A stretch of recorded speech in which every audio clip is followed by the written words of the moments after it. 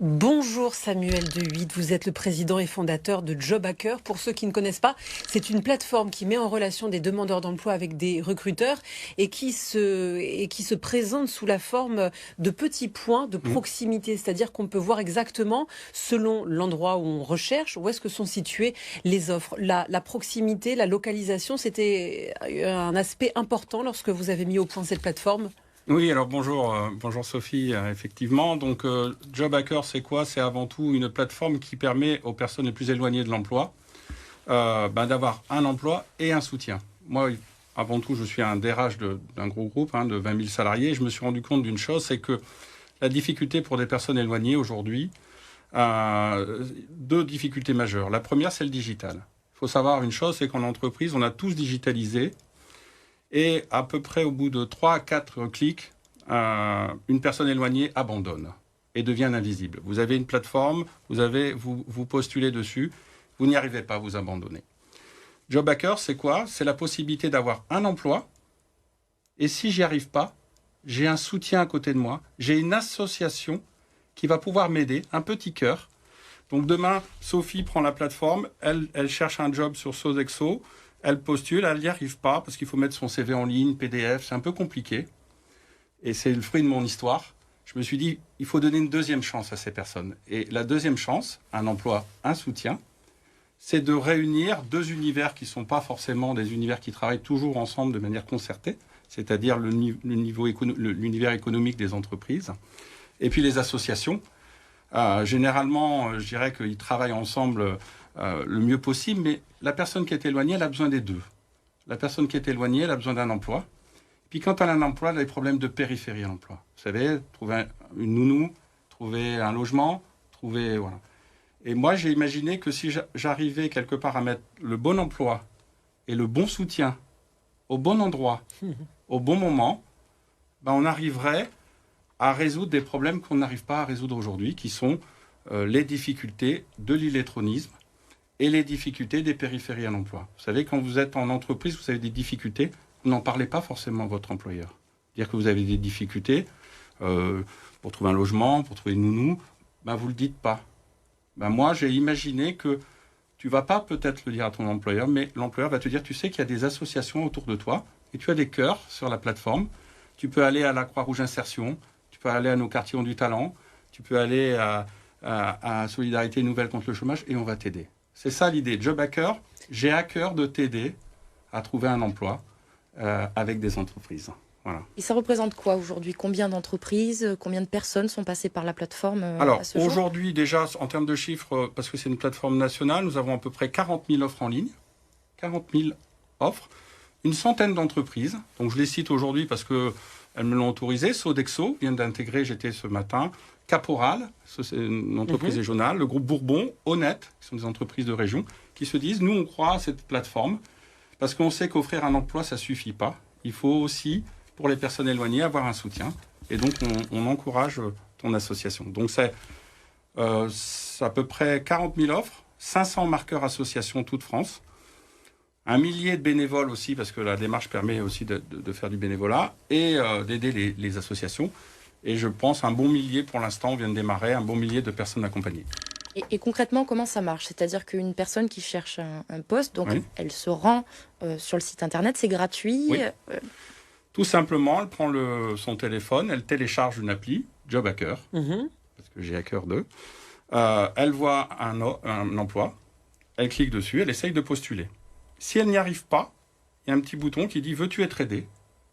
Elle appuie sur le bouton et des associations qui sont autour d'elle vont apparaître sur la plateforme. Elle clique dessus, je veux être aidé, elle clique dessus. Et là, l'association appelle Alexia, j'ai vu que tu avais postulé pour un poste chez Audecaire, tu as des problèmes, viens nous voir, on va t'aider. Tout simplement. Est-ce que vous avez commencé déjà à avoir des retours, c'est-à-dire de personnes pour qui ça s'est bien passé, ou de retours peut-être négatifs également, de choses à améliorer? On est des petits poussés, on apprend en marchant, je n'ai pas la prétention d'être Indeed, mais ce que je sais, c'est qu'en tout cas, les premiers retours sont très positifs. Je vois, parce qu'on a de la data, c'est-à-dire on suit les parcours, on voit qu'il y a des personnes qui, à un moment donné, avant, arrêtaient, et on les voyait plus, ce que j'appelle les invisibles, et c'est à ceux-là que je m'adresse. Si vous avez des difficultés à postuler sur des outils digitaux, utilisez JobHacker et vous verrez que si vous n'y arrivez pas, vous avez une roue de secours qui s'appelle les associations. Voilà, tout simplement. Vous parliez de bénévolat. Comment les personnes qui veulent s'engager sur ces sujets d'inclusion peuvent participer Alors, ça c'est le deuxième volet de la plateforme. C'est vrai qu'aujourd'hui, beaucoup d'entreprises veulent faire de l'inclusion. Et je me suis rendu compte que si on faisait du co-développement inclusif, ce serait peut-être encore mieux. C'est quoi du co-développement inclusif? C'est simplement le fait de dire, demain on peut imaginer que BFM dise, nous, pour nos collaborateurs salariés, c'est important d'aider les associations. Sophie prendrait son téléphone. Elle regarde l'application, elle voit une association, la Croix-Rouge Insertion dans le 15e, elle clique dessus et elle va aider. Mon idée, c'est de dire que les salariés actifs peuvent aussi être des acteurs de l'inclusion. Ils peuvent aller aider les autres. Si demain, il y a quelqu'un qui va aider dans une association et quelqu'un qui a besoin d'être aidé vers l'association et qui sont à 100 mètres l'un de l'autre, on arrivera comme ça à créer, je dirais de manière très pragmatique, la possibilité d'entraide. Avec le télétravail, sachez qu'il y a quand même 3 jours, 2 jours, 3 jours, 4 jours par semaine à la maison. On perd le lien social. Mmh. Et moi, j'encourage tous mes salariés à dire, écoute, en descendant le matin, chercher ton pain, choisis une association, passe 10 minutes, un quart d'heure à aider Alexia, et tu verras que si on l'aide à trouver, ou quelqu'un d'autre, si on l'aide à trouver un travail, vous aurez fait une action, je dirais, inclusive importante pour votre entreprise, pour vous, et surtout pour la personne qui est éloignée. Merci beaucoup. Voilà, vous restez merci. avec nous parce qu'on continue sur le sujet avec la candidature de la semaine.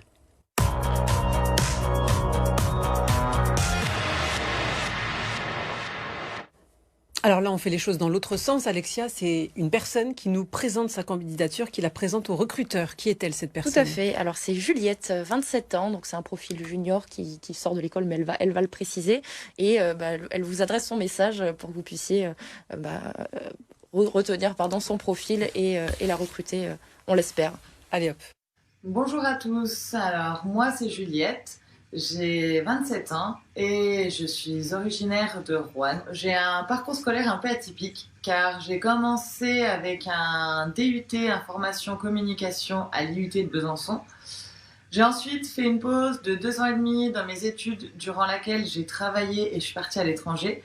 Donc j'ai eu la chance de vivre durant 1 an en Nouvelle-Zélande et ensuite de partir en Polynésie française. Et c'est en rentrant de ce voyage que j'ai décidé de reprendre mes études et j'ai toujours été une grande passionnée de dessin, d'art, de graphisme. C'est pour ça que je me suis tournée vers la licence création numérique à l'université de Toulon et j'ai ensuite enchaîné avec un master management de projet. Après validation de ce master, j'ai travaillé en CDD en tant que chargée de communication dans l'événementiel pour le festival Couleurs Urbaines et depuis la fin de mon contrat, je suis à la recherche d'un CDI en tant que chargée de communication dans la zone de Marseille et ses environs. Voilà, merci à tous pour votre écoute. À plus tard. Pour ceux que ça intéresse, comment on contacte Juliette? Pour contacter Juliette, c'est votreemploi@lavara.fr et on se fera un plaisir de vous mettre en relation. C'est bien noté. On passe au calendrier de l'emploi. Tu nous as sélectionné plusieurs rendez-vous. 3 rendez-vous sur Marseille cette semaine. Le premier, lundi 17 janvier, c'est le lycée hôtelier de Marseille qui propose une nouvelle formation et qui vous la présente.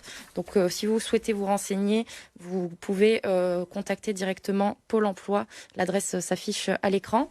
Un deuxième rendez-vous, le mardi 18 janvier, c'est la Cité des métiers qui propose une info métier sur les métiers de la relation à distance. Donc, des métiers en tension qui recrutent. Donc, si vous voulez toutes les informations sur cet événement, rendez-vous sur le site internet de la Cité des métiers. Et enfin, mercredi 19 janvier, c'est le campus de Lumini qui fait ses journées portes ouvertes, donc la découverte du campus. Et pour se renseigner directement, rendez-vous sur le site internet uit.univ-amu.fr.